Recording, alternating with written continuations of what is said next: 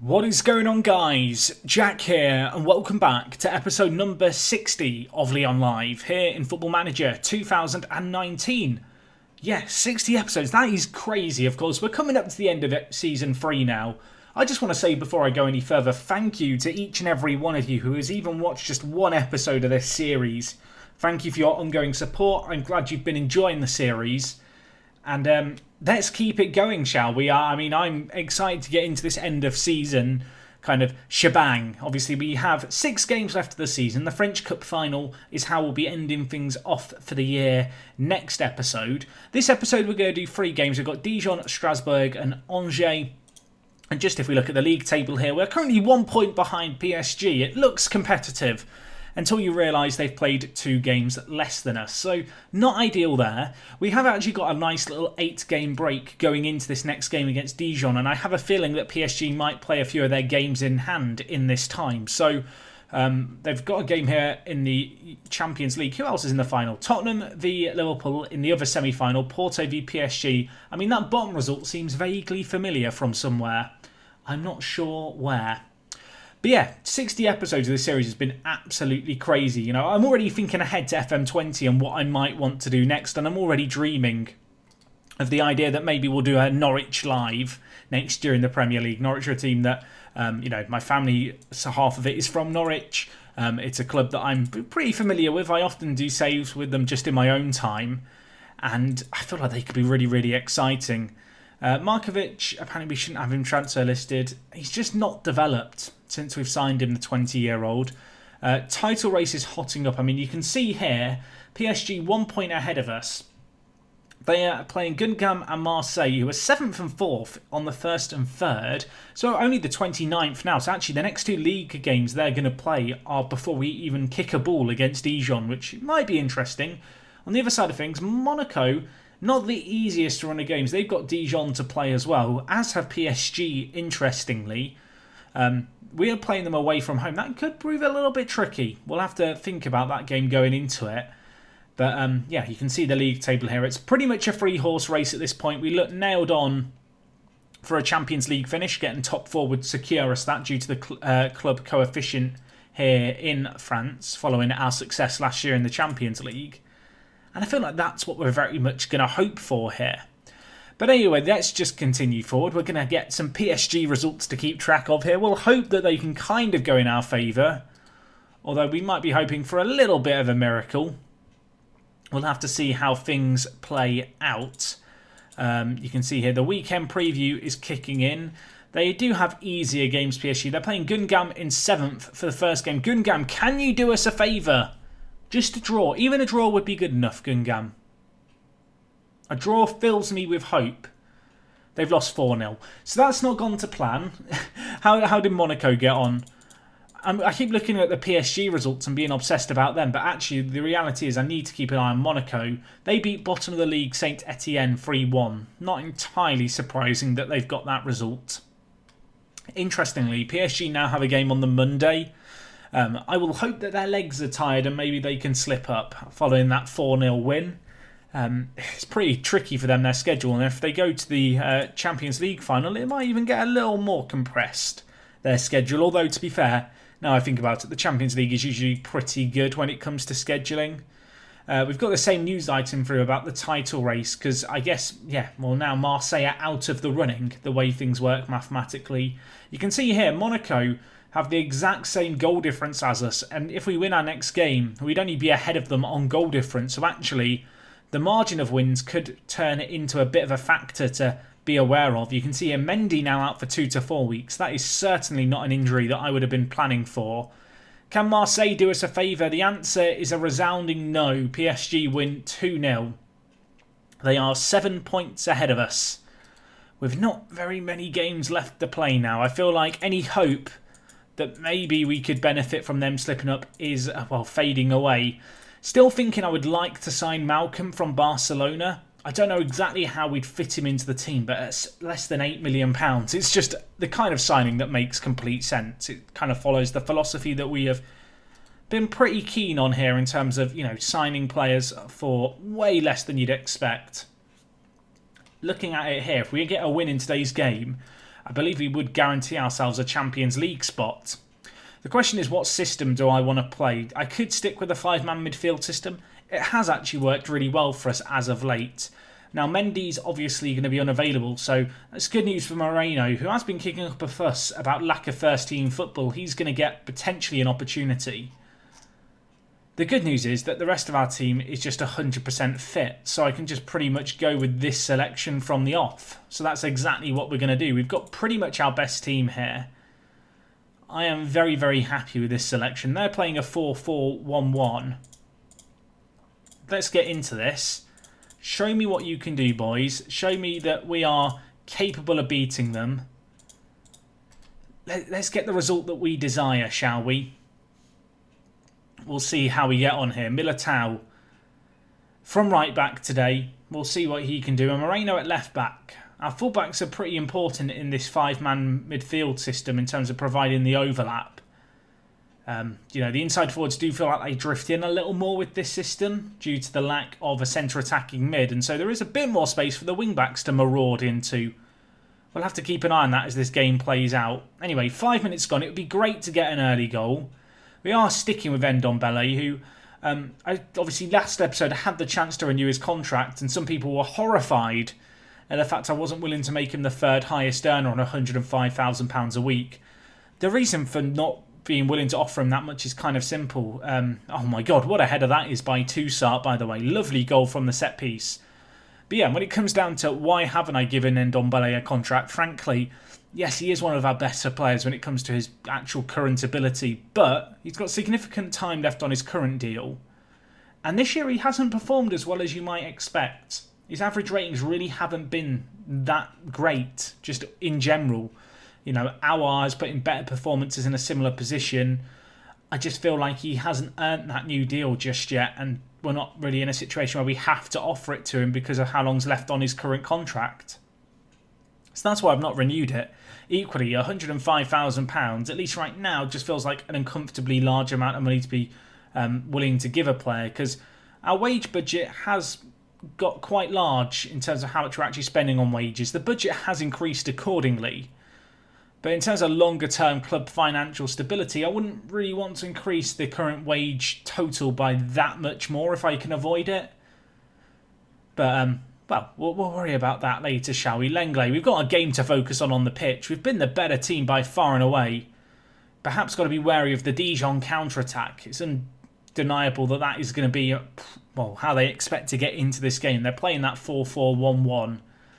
2 blocks of 4 if they're back for defence, and their 4 midfielders also sitting deep.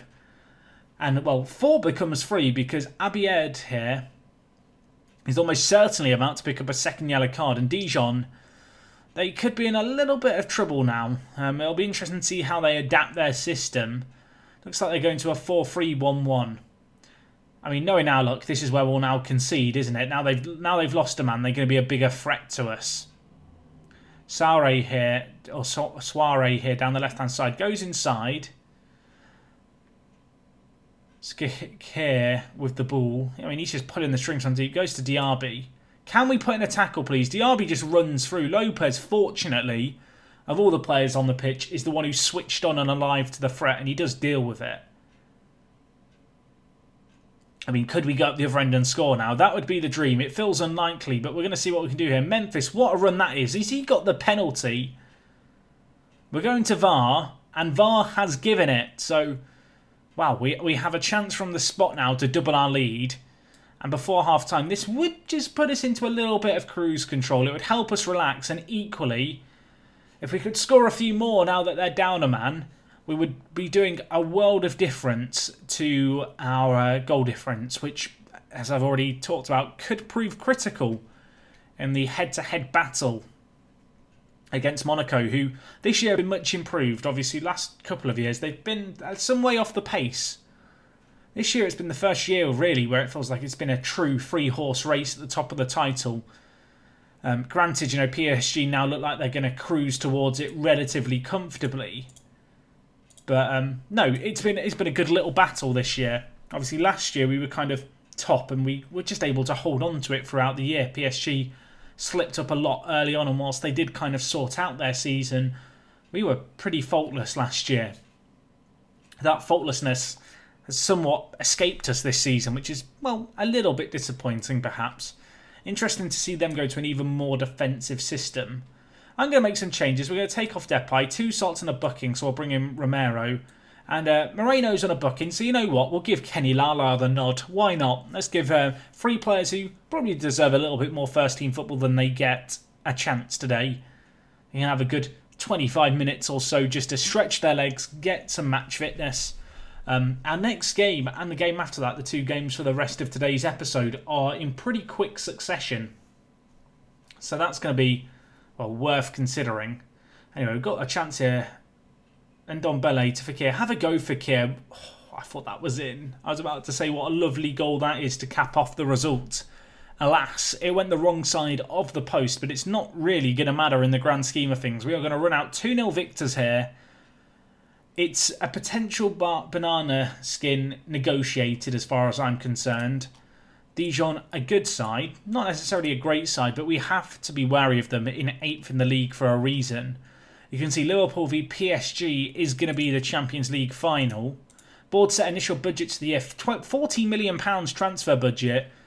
I mean, I've got to go in, haven't I, right away. It feels like it. I feel like I wouldn't forgive myself if I didn't go and get Malcolm if he is still available. Though in my luck, he'll now no longer be transfer listed. Are there any big, French players transfer listed at the moment? And Ndombele still transfer listed?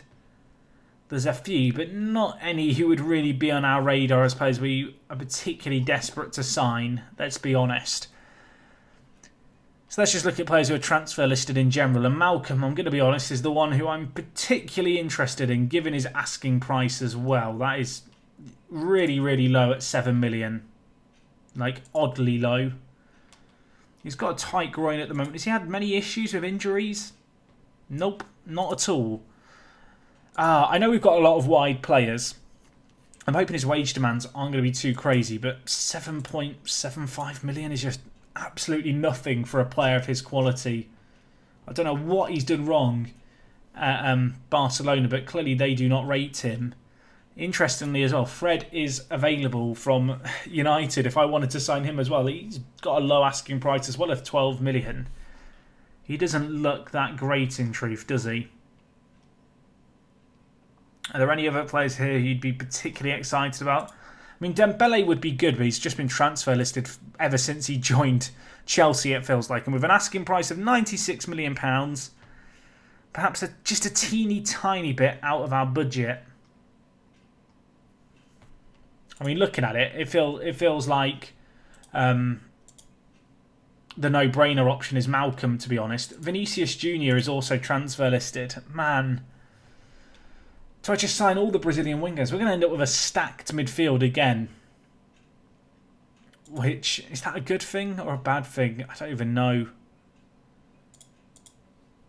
Let's offer 20 million and see what they say. I feel like it's going to get rejected. I'm hoping he might try and, well, make a move materialise over the summer. That would be the dream, wouldn't it? Just looking to see if there's any names I recognise here. There's not really. Obviously, players like Hanani and Denis Suarez are good, but are they, Champions League winning quality? And the answer, unfortunately, is probably not. Kovlenko would be an interesting centre attacking mid option. He's good. I don't know if he's great necessarily. We did have a little bit of a look, didn't we, at players with contracts expiring at the end of the year. I don't know if there were any particularly good ones that fell through the cracks who are now available. Lots of older players, in truth. Denis Suarez still not negotiated a new deal. Zinchenko, I mean, we are looking at a left-back. Zinchenko's an interesting one, obviously. He's played left-back for City occasionally. You'd say, looking at him, he's not really a left-back, though, in terms of his attributes. I feel like I'm just looking at players here for the sake of it. Interesting to see Gabriel Barbosa made a move to Botafogo. Of course, we were looking at him as a potential player. See, Malcolm's wage demands are really low as well. If he could go as low as 50, we'd be in dreamland. 55k? Come on, give us that extra year, Malcolm. There we go. £55,000 a week is nothing. Man, that would be such a great deal. Because of the wages as well. The wages put him down as a player who's good enough to be on the bench. And it would probably mean... I mean, I would maybe look at then moving on St. Maximin, potentially. You'd have to say Malcolm is just a better player in every regard at a similar age. Already talked about the fact that Olmo might be a player who we move on come the end of the year. He's been a good little player for us, but I feel like with Addift coming back from loan, he is going to be the no-brainer kind of backup option to Fekir at the centre attacking midfield position. Even if his form hasn't been that great in his previous 2 loan spells, he has been playing for pretty, I don't want to say poor sides, but teams that have struggled in the league, and I don't think that's at any fault of his own. Our transfer bid for Vinicius Jr. has been rejected. We'll up it a little bit. We'll make it non-negotiable again. Just trying to unsettle him as much as anything. So our next game here is against... is it against Strasbourg? Yeah, it's against Strasbourg. It said at the top. I can read. I'm thinking that we might rotate our 11 for this game. I feel like the title's gone from us now. We have to accept that. We should be good enough, I feel like, with our reserves to well, get a good result here. Markovic should be a leading player for most teams in our division. I've got to start playing Markovic, haven't I? Can we offer him a new contract? I'm just wondering how much he's actually going to want here. Let's find out. He doesn't want too much money, although he wants to be a key player. I'm going to offer him a contract with an optional 3-year extension, but I want him to sign on for £40,000 a week, which is way more than what he wanted initially. But in the grand scheme of things, for a backup centre-back, I'm willing to give him that much because I think he will be just such a solid backup. And it's going to be a long-term deal. Malcolm, deal done. It's a quick deal. It's a low-risk deal at that fee. I think it makes sense. We're already looking to move on 1 or 2 wingers. We might make it a few more the way things have gone here. We've obviously got Maulida who's going to be joining us as well. If we just compare him and Malcolm, just so you can see a bit more of a direct comparison between them as much as anything. I'm hoping that we can compare them. Indeed we can. You'd say Maulida is just better in every department, but Malcolm as a backup player on significantly less money and a player who's able to play either wing just makes a lot of sense as far as I'm concerned. It's such a low-risk transfer. The worst that happens is that he kicks up a fuss about lack of first-team football and we just kind of sort things out and, you know, we rotate things or look to sell him on. I mean, that is literally the worst-case scenario. It's not a concern, really. Anyway, we're going to go with our rotated 11 here. So the likes of Markovic are going to get a chance. I feel like the title's gone now. I hate to break the news to you, but I think that dream is pretty dead in the water at this point. So instead it's going to be about just trying to end the season on a high. And actually, I think we're going to give Tizzy the nod and start him for today's game ahead of Moise Keane. Moise Keane's played a fair bit of first-team football this year. Tizzy, the youngster, deserves another run out. We're going to stick with this system as well. The midfield trio of Aouar, Lucas Romero and Danny Olmo is not a midfield trio that I recall ever playing alongside each other before in this system. So one eye to see how they get on. Of course, Strasbourg down in 18th this year. Also a big eye on Tizzy up top. I mean, there's a few players here who are, you know, playing for a chance to stay at the club, it feels like. You know, if Olmo gets a hat-trick in this game, maybe I reconsider his position. Anyway, they have got Owusu, our own man, who's going to be in the defensive midfield department somewhere. There he is, speaking of the devil. He got sent off last time we met them in the Cup semi-final. Part of me hopes that as our loanee, he'll get sent off again here, just because it did make our job a little bit easier. Anyway, we've got an early opportunity here, knocking the ball around well. Aouar hits it. Decent little run. Ambitious little effort, unfortunately. Just couldn't quite squeeze it in there. The keeper did have it covered. Trincao now from the... Oh my god. Okay, well, I don't even have time to get my words out. What a free kick that is for him. It only his 6th goal of the season. I mean, take a bow, Francisco. Take a bow. To be honest, I'm thinking about things now. I'm thinking we might end up selling Depay and Bertrand Traore and Danny Olmo. Could be a summer of some big sales to generate funds, maybe for one or two massive transfers. I'm pretty happy with the situation we're in right now with our squad. Maulida coming in is going to be great as a backup striker who can play either wing as well. You know, we did suffer this year, obviously. Moise Kean and Gabels. Neither of them have been prolific, or rather as prolific as I would like. There is certainly an opportunity for them. Well, not for them, but for Maulida to come in and become that third choice striker. I feel like most teams that play with a single striker system have two backup strikers. I know we have DJ. I know we have Tizzy. I feel like we have seen firsthand this year that they're just not quite ready to make the step up. And Maulida, he has a goal-scoring reputation at a team that struggled this year. And while speaking of goal-scoring reputations, a man who definitely doesn't have one is Alberto Moreno. But what a goal that is from the left-back. St. Maximin with the assist. Very, very ambitious run here by Moreno on the overlap. Just sees grass ahead of him, runs into it, one touch out of his feet, hits it. I mean, is the keeper going to be disappointed to get beaten there? I feel like I'd be disappointed if my keeper was getting beaten at the near post like that. At half-time, it's 2-0. We've been by far and away the better team. Interestingly, I did see there, PSG are drawing.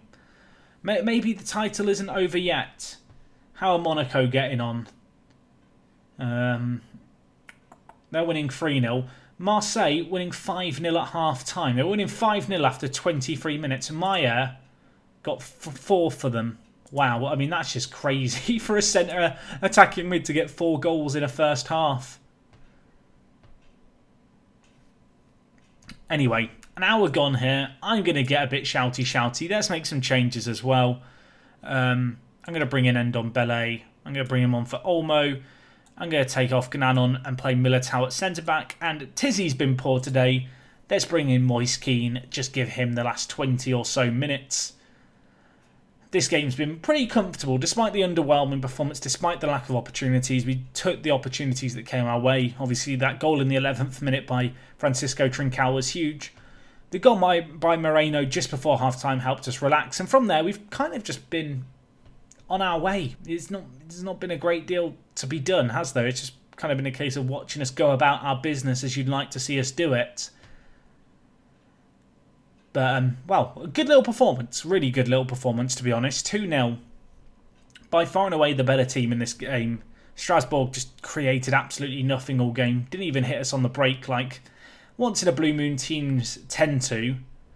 So the clean sheet's nice. And a good performance by our rotated team. You would not know that that was our rotated 11 if you were to just look at the scoreline there. I'm very happy. Oh my gosh, PSG lost and they missed a last-minute penalty. I mean, it couldn't happen, could it? Could it? We're 1 point behind them. They have got a game in hand. I mean, I'm starting to believe, guys, it could be a problem. They've got Cannes next on the 12th. Our next game is on the 12th against Angers. How's Ferreira got on? Yeah, he's not done great. Maxi's done okay. Trincao wants a new contract. His current contract has 3 years left on it. Does it have an optional 3-year extension in it? It does. Mate, can you sack your agent? Good man. He knows what he wants. He's hired a new agent. Who's his agent got on his books? A few players. To be fair, he's got Wallace on his books, and Wallace did try and force a move, which is concerning. Can anyone remember when Cristante was like just insane in Football Manager? I mean, he is insane. I mean, look, he's still pretty good, isn't he? To be fair, I say that like he's not good now. William Carvalho as well. The amount of times this guy has like cropped up in my life at random... Oh, no, this is a random thing. William Carvalho is just a man who just seems to follow me around in a weird way. Exhibit A right here. I'm trying to think of where other examples where he's followed me around. There's like been a few pub quizzes where his name is... Well, like sport quizzes where his name has been the answer to something. And in FIFA, I always get him as well in packs. Is that just me? Probably just me. I make it sound like he's some creepy, like, monster that just, like, follows me around. Just won't leave me be. I mean, this is taking a turn, isn't it? We're talking about Francisco Trincao sacking his agent and we've ended up here. I'm not sure how it's happened. Our next game against Angers, they're in 14th. I imagine they are safe from the drop. Auxerre avoid relegation with that win against PSG. Yeah, Angers should be safe, you'd imagine. But looking at that relegation zone, that is very, very interesting. Cannes down in 17th. We need you to do us a favour, please, against PSG. Our set for you move to United. Hello. Where's that come from then? He's got 4 years left on his current contract. Absolutely no reason to sell him. Continuing to develop. United are going to have to go look elsewhere as far as I'm concerned. Marcel sings Eder Militao praises. Markovic signs a new contract on £40,000 a week. That is just a good deal as far as we're concerned. Oscar Dominguez is someone who our agents have thrown up as a player. My word, he's pretty blooming good, isn't he? He's valued at 46 million.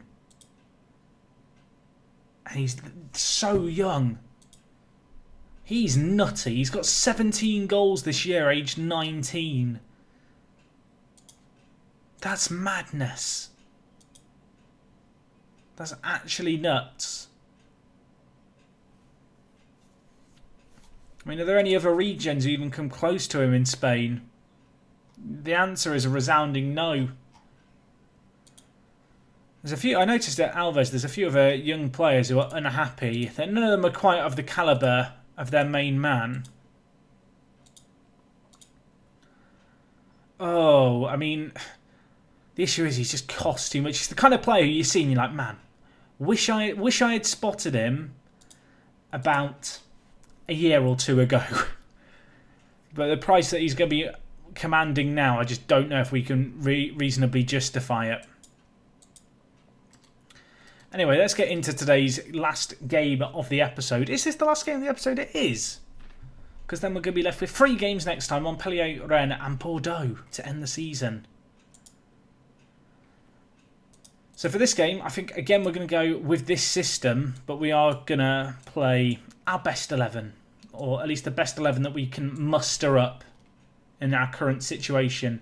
I'm really hoping that Moreno is going to stop complaining about lack of first team football. Because we're playing him a hell of a lot. I mean, he doesn't even want to talk to me at the moment.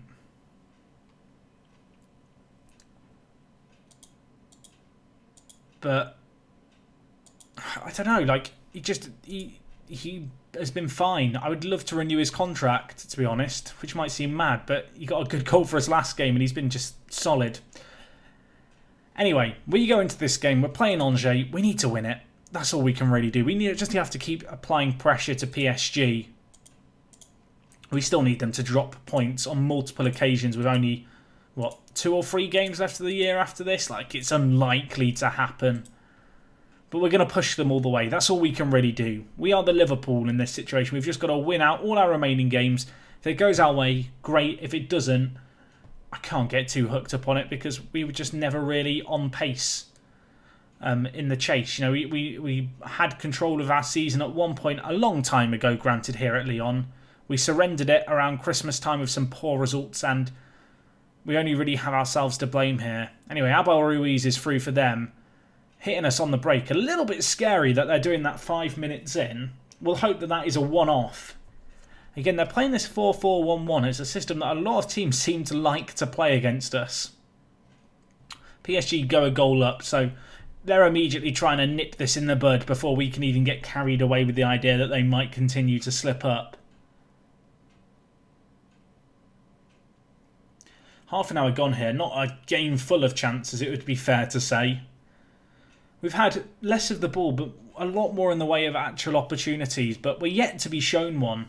The solitary clear-cut chance came Angers' way, and it was that one that was saved superbly by Lopez in goal for us. I'm going to shout at the players and tell them I'm not happy. PSG still only 1 goal to the good. Monaco are not playing. So, yeah, we could do with winning this game just to lay the gauntlet out for them. The board expectation at the start of the year was that we win the league. If we don't even get second, that is going to go down as a big disappointment. I always knew this year was going to be tough, you know, to try and retain the title.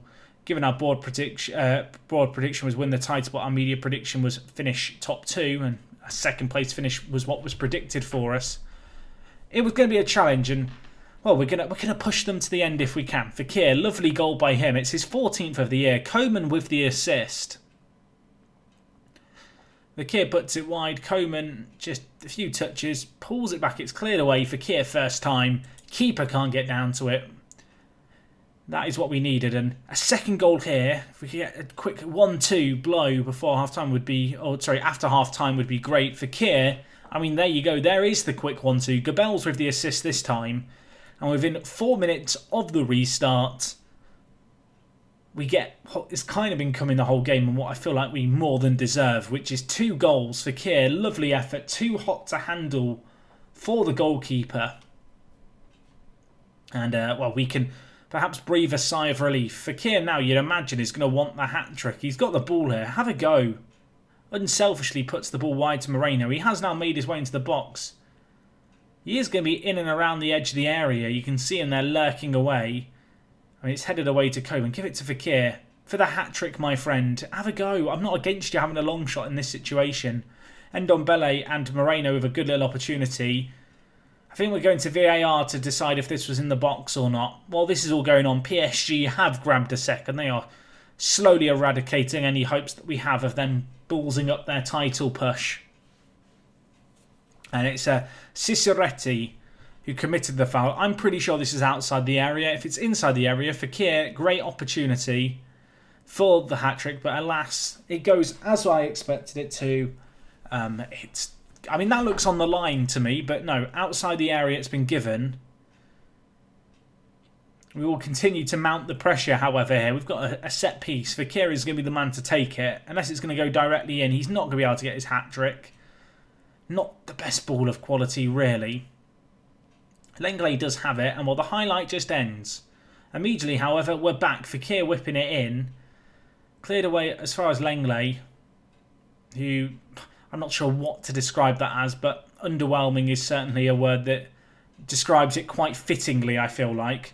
Abu Ruiz is now through for them again, and this time he has tucked it away. I mean, to be fair, it's very reminiscent of the chance they had in the first half. This time, Ruiz, you know, perhaps a little more up to speed, a little more at the races, in tune with the game. And it's not a bad little finish by the young Spaniard. Olsen, I think, is the man who clears it through here. Just cuts open our defence. And yeah, they just took it in. I don't know if Lopez could have made himself bigger. I don't want to do that. I actually want to shout at our players and demand more from them. More. I mean, 29 minutes left. There's still plenty of time for them to get a goal and get back into this.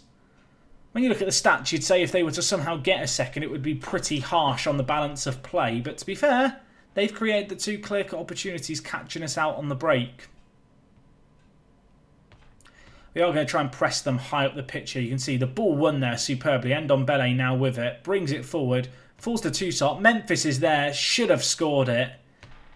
Really should have scored it. Keeper makes a good save. It was kind of straight at him, but he's got to be there. He's got to position himself for it to be straight at him. And well, Gabel's a back post header for him, narrowly over the crossbar. Means that this game is still not over by any means just yet. And when a highlight starts from our own goal kick, the nerves, they go up, the heart rate rises. PSG now 3-0 up. I think we can wave goodbye to any title hopes.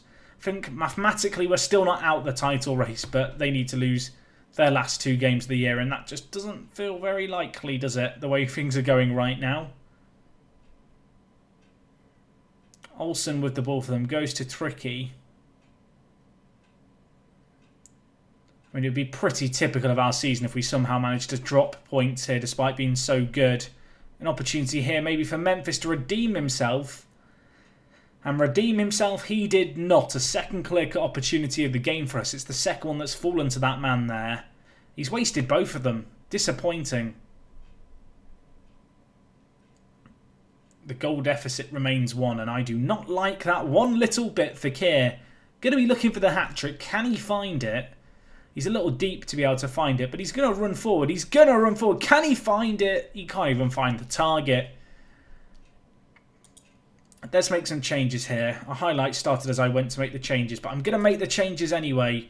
I'm going to take off Toussaint and a Booking, and Wallace as well I'm going to take off just to be safe. I'd rather avoid a sending off for a key player if I can. I was worried that Ndombele had committed a foul there and he would have been booked, but he hadn't. And now Gabels is threaded through. Can he finish it? He cannot. I mean, again, this is where we might need a male leader. This is where we might need a new player who can come in and just be a more reliable goal scorer when our main strikers in Gabels and Keane are not perhaps in the greatest of form. I think Tizzy has proven himself to be a player with potential for us, but the young Italian, at least right now, just isn't first team ready. Coman, bring the ball forward, tries to thread in Gabels, who finishes it. 20th of the season for him. He's going to be pretty happy about that. Another assist for Coman's scrapbook, and at 3-1, that should be all she wrote. I thought there might be hints of offside here, but, well, we have VAR in the league, so I have to trust that it just was not offside. It actually looked in line there. Gabels was offside for a little while, but he kind of ran back to get in an onside position, and it just worked out. We'll see it again here. You can see he looks offside, but actually, when the pass is played, he is definitely onside for that. And that is going to be all she wrote. It looks like it's going to finish 3-1 here, barring another late goal, which I guess on the balance of play you'd expect to come our way. I say that. Angers are the team with the ball, and they are the team that are scaring me just a little bit right now as they put the ball wide to Strinic. He's running forward. Romero, lovely tackle by him.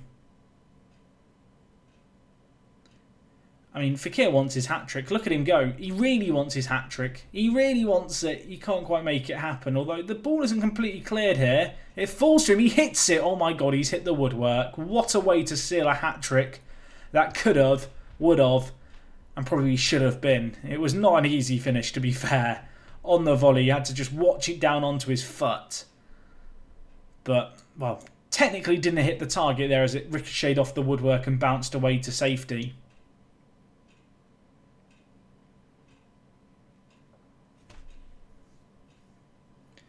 We will try and build again here. Coman, bring the ball forward. Ndombele, late goal for him maybe. Tries to play the ball to Militao, who to be fair gets there, whips it in. Saint Maximin. He's not known for his aerial ability. I was not backing him to get that there. I will be amazed if there's even time to take this corner because, well, as you can see, the ref blows and time has evaporated. PSG in the end, I can only assume they won convincingly. They remain 1 point ahead of us. They've still got a game in hand. They've got 3 games left and we need them to slip up big time. How's their schedule looking? I mean, it's looking pretty intense for them, although they've got games on the 15th, the 19th and the 22nd. And we've got games on the 15th and 22nd. So it's a midweek game next week, which is their game in hand. We have Montpellier and Rennes. You'd hope that we could win both of those. They've got Dijon, Toulouse and Bordeaux. They're not freebies, you know. This could still come down to the wire. It also depends on what kind of shape their squad's in. But you can see Mbappe wants a rest. Bailey is pretty much out for the rest of the year. I mean, they are... I don't want to say they're in trouble. But we shouldn't give up hope just yet. That's all I'm going to say on the matter. I'm going to tell Fekir I'm happy with his performances. He's been very, very good.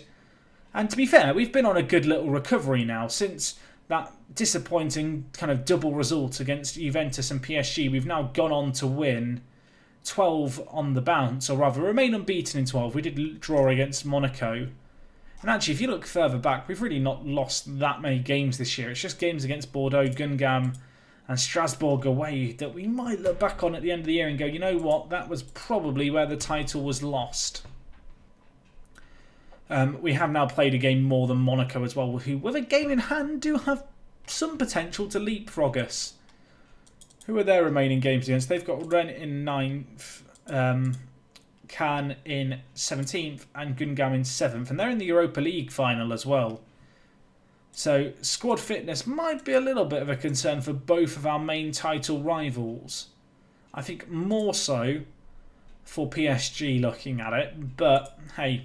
we'll have to take it as it comes. We can only now win our remaining 2 league games and see how things play out from, well, beyond that, I guess. But anyway, folks, that has wrapped up everything from me today. I do hope you've enjoyed. As always, if you have, do drop a like on today's video. I will see you guys again next time out for the end of season special. Let me know what you make of the Malcolm transfer. It's one of those ones where it's definitely not entirely necessary. It's not a position we were desperate for a player in. But I think given the circumstances, given his wage demands, given the transfer amount, it just makes a lot of sense for a very, very solid backup player who I'm excited to see what he can do for us in truth. But anyway, folks, that is all. I've rambled on long enough. I'll see you again next time. It is me, Jack, and I will talk to you guys in a bit. I'm out.